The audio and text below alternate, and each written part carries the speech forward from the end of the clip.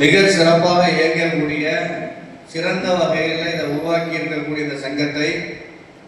நம்முடைய மாநில சங்கத்தோடு இணைத்து பல்வேறு முயற்சிகளோடு இந்த மக்களை நல்வழிப்படுத்துவதற்காக இந்த இணைப்பு விழாவை ஏற்படுத்தியிருக்கக்கூடிய மாவட்ட ஒருங்கிணைப்பாளர்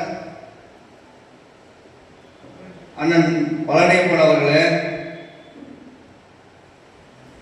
தலைவர் அண்ணன் சங்கர் அவர்களே, செயலாளர் PL தியாகராஜன் அவர்களே, துணைத் தலைவர் P சுப்பையா